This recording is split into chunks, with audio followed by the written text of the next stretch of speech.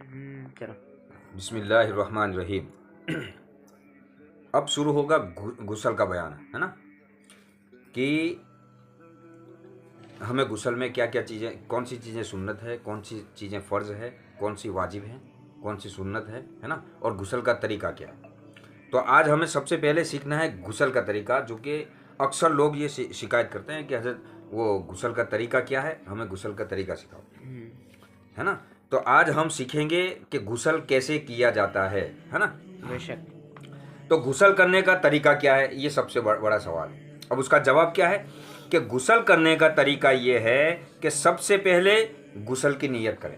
सबसे पहले क्या करना है, गुस्ल की नीयत करना है। जब हम गुस्ल करना मतलब नहाना शुरू करें तो सबसे पहले हमें गुस्ल की नीयत करना है, और फिर नीयत करने के बाद दोनों हाथों को गट्टों तक धोएंगे, यहाँ तक धोएंगे।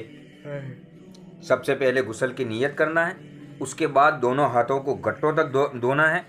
और कितनी बार धोना है, 3 बार धोना है। दोनों हाथों को गट्टों तक कितनी बार धोना है, 3 बार धोना है। और फिर इस्तिंजा की जगह को धोएंगे। कहाँ धोएंगे, पहले नीयत करना है ना। नीयत करने के बाद दोनों हाथों को गट्टों तक धोना है, और फिर इस्तिंजा की जगह को धोएंगे, यानी पेशाब और पाखाना करने की जगह को धोएंगे। और उसके बाद ये सब करने के बाद अगर बदन पर कहीं नजासते हकीकिया, बदन के ऊपर कहीं पर भी, हाथ में, पाँव में या कहीं पर भी नजासते हकीकिया यानी पेशाब या पाखाना वगैरह वगैरह हो तो उसे दूर करेंगे। सबसे पहले क्या करेंगे, नीयत करेंगे, गुस्ल की नीयत करेंगे। गुस्ल की नीयत करने के बाद क्या क्या करेंगे, दोनों हाथों को गट्टों तक धोएंगे। दोनों हाथों को गट्टों तक धोने के बाद फिर क्या करेंगे, तो पेशाब और पाखाना करने की जगह को साफ करेंगे। और फिर ये करने के बाद क्या करोगे, तो हमारे बदन पर कहीं पर भी नजासते हकीकिया यानी पेशाब या पाखाना लगा हो तो उसको साफ करेंगे। फिर उसके बाद क्या करेंगे, तो भाई उसके बाद नमाज जैसा वजू करेंगे। फिर उसके बाद क्या करना है, नमाज के लिए हम जैसा वजू करते हैं वैसा वजू हम गुस्ल में करेंगे, मगर पाँव न धोएंगे। नमाज जैसा वजू करना है लेकिन उस वजू में पाँव नहीं धोएंगे। अब कब और क्यों और किस लिए, तो सुनो। मगर पाँव न धोएंगे। हाँ, अगर चौकी या पत्थर वगैरह ऊंची चीज पर, अगर चौकी या पत्थर वगैरह ऊंची चीज पर नहाते हो तो पाँव भी धोएंगे।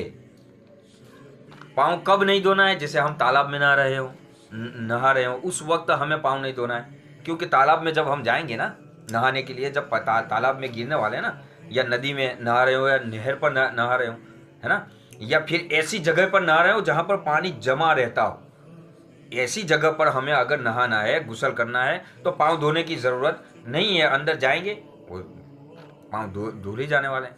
लेकिन अगर हम चौकी में, बाथरूम में गुस्ल कर रहे हैं, कहाँ कर रहे हैं, बाथरूम के अंदर, या फिर ऐसी जगह, ऊंची जगह पर गुस्ल कर रहे हैं कि पानी गिरने के बाद बह जाता है, जैसे बाथरूम में पानी गिरने के बाद बह जाता है, तो भाई ऐसी जगह पर अगर हम गुस्ल करते हैं तो हमें वजू में पाँव भी धोने पड़ेंगे।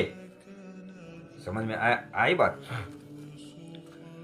उसके बाद बदन पर तेल की तरह पानी चपड़ें।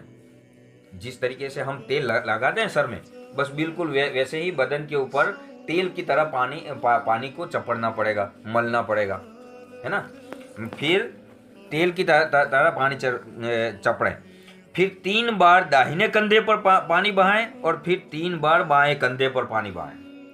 3 बार सीधे कंधे पर पानी बहाएं और 3 बार उल्टे कंधे पर पानी बहाएं, और फिर 3 बार, और फिर सर पर और तमाम बदन पर 3-3 बार पानी बहाएं।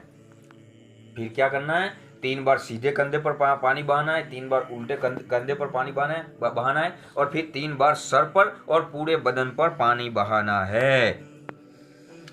तमाम बदन पर 3 बार पानी बहाएं। तमाम बदन पर हाथ फेरें, मलें, और फिर नहाने के बाद फौरन कपड़े पहन लें। तो क्या करना है, गुस्ल करने का तरीका क्या है, सबसे पहले हमें क्या करना है, नियत करना है। सबसे पहले नियत करना है। सबसे पहले क्या करना है, नियत करना जब हम है। गुस्ल करने के लिए बाथरूम में जाएं तो सबसे पहले हमें नियत करना है। अब नियत करने के बाद फिर हम क्या करेंगे, दोनों हाथों को गट्टों तक धोएंगे। कहाँ तक धोएंगे, दोनों हाथों को गट्टों तक धोएंगे। फिर उसके बाद क्या करेंगे, पेशाब या पाखाना, है ना, पाखाना करने की जगह को धोएंगे, इस्तिंजा करेंगे, है ना, पेशाब और पाखाना की जगह को धोएंगे। फिर उसके बाद क्या करेंगे, बदन पर कहीं नजासत लगी हो, बदन पर कहीं पर नापाकी लगी हो, नजासत हकीकिया यानी पेशाब या पाखाना लगा हो बदन पर, तो उस जगह को साफ करेंगे। फिर उसके बाद जैसे हम नमाज के लिए वजू करते हैं वैसे ही हम वजू करेंगे। अगर हम ऊंची जगह पर नहा रहे, गुसल कर रहे हैं या बाथरूम में गुसल कर रहे हैं तो वजू में पांव भी धोएंगे। अब वजू करने के बाद क्या करना है हमें, तो वजू करने के बाद दाहिने कंधे पर 3 बार पानी डालना है, फिर बाएं कंधे पर 3 बार पानी डालना है, फिर सर और पूरे बदन पर 3-3 बार पानी बहाना है। एक बाल के बराबर भी बदन का कोई हिस्सा भीगने से बाकी न रह जाए, वरना गुसल नहीं होगा। फिर ये हो गया तुम्हारा पूरा गुसल, और गुसल करने के बाद फिर कपड़े पहन करके फौरन कपड़े पहन। ये है पूरा गुसल का तरीका। तो जिन जिन भाइयों को अगर गुसल करने का तरीका आता नहीं है तो उसको बार बार सुने और गुसल का तरीका सीखने की कोशिश करें। अस्सलामु अलैकुम व रहमतुल्लाहि व बरकातहू।